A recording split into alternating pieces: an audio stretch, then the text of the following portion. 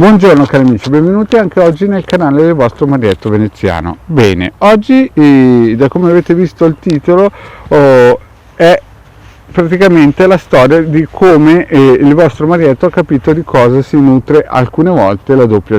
Quindi prima di iniziare questo bellissimo racconto di fantasia, mi raccomando che è di fantasia, mi piacerebbe, se non l'avete ancora fatto, se vi iscrivete al canale di Ildegarde del vostro Marietto Veneziano e di venirci a trovare nei gruppi Facebook, dove trovate il link qui sotto in descrizione, e nel gruppo di Telegram, dove ogni lunedì sera alle 8:30 noi facciamo gli studi di esoterismo. Bene, iniziamo subito con questo bellissimo racconto di fantasia del vostro Marietto. Allora, qui la storia avviene più o meno 30 anni fa, quando il vostro Marietto Veneziano aveva più o meno 14-15 anni.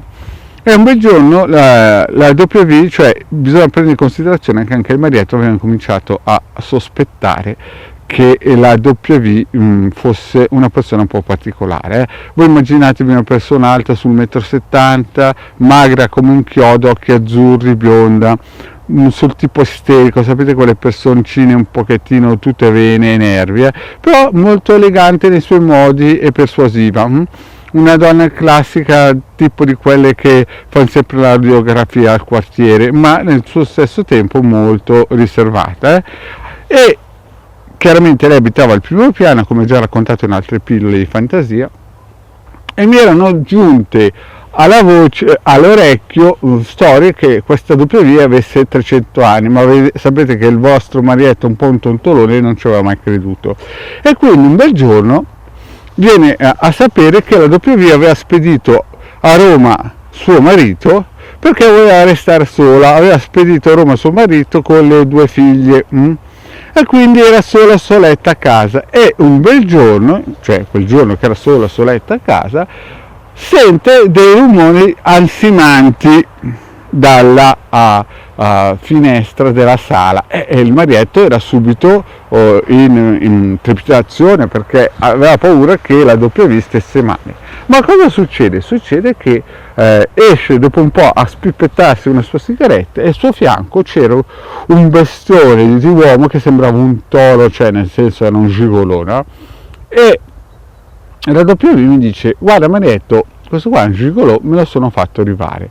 Anche erano tutti e due sul balcone, e la W mi dice: Marietto, questo qui ti vuole far secco. Al che il gigolò mi guarda, no?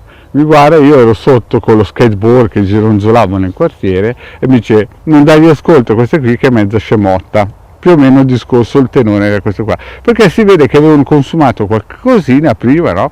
E magari esausti erano venuti sul balcone a spippettare queste sigarette e mi guardavano.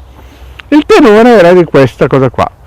Poi a un certo punto sono rientrati, molto probabilmente il gigolò pensava di fare la seconda mandata, ma cosa è successo?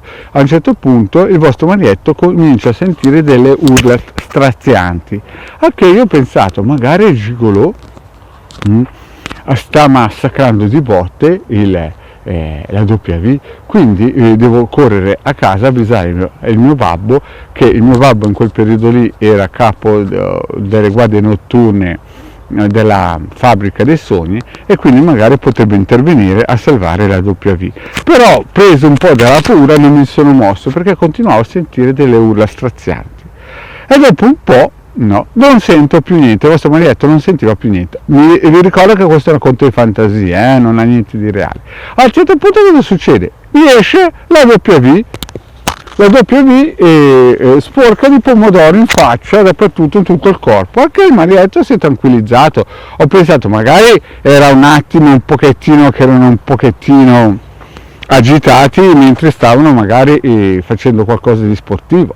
Anche Marietto si è tranquillizzato e gli ha detto: sai, pensavo che ti fosse successo qualcosa, che questo signore qui ti avesse un po' magari messo le mani addosso. E la W dice: no, tranquillo, me lo sono mangiato. Anche Marietto si è messo a ridere pensando che era uno scherzo, E la cosa è finita lì. Il marietto si era tranquillizzato perché aveva visto che la W stava benone, era un po' sporca di pomodoro in faccia, un po' su tutto il corpo, ma stava benissimo la W.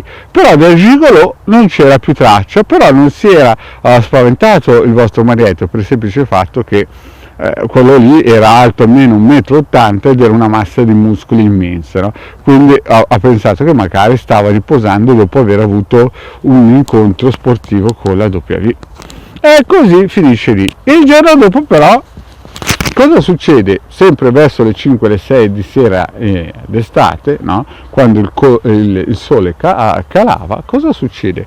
Succede che praticamente la W esce sul balcone, chiama il suo marietto e gli dice: sai cosa è successo ieri?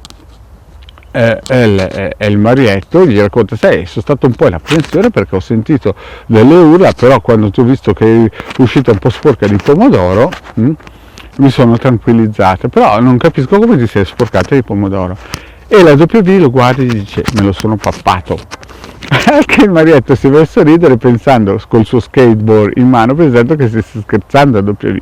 E poi cosa succede? E poi la W dice al marietto: lo vuoi vedere? E il marietto, pensando che la W scherzasse, gli ha detto: ma sì, dai, fammelo vedere.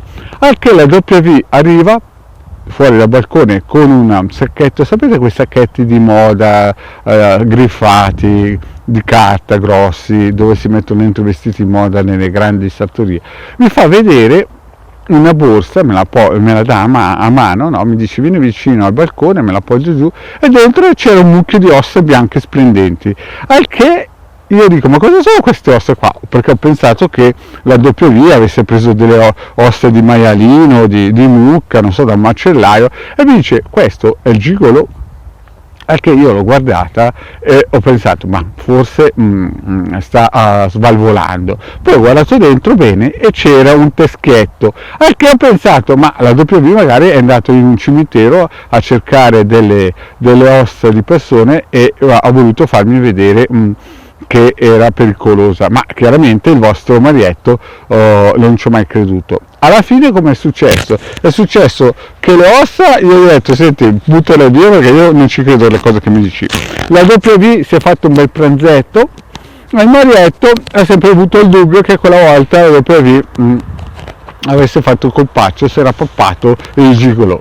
Bene cari amici, questa storia è una storia di fantasia, non dovete credere a niente a quello che vi racconto, però vi chiedo, se non vi siete ancora iscritti al canale di Legale Marietto Veneziano, di venirci prima di tutto a trovare nei gruppi Facebook e di iscrivervi ai canali e di venirci anche a trovare nel gruppo Telegram. Grazie cari amici e alla prossima, ciao!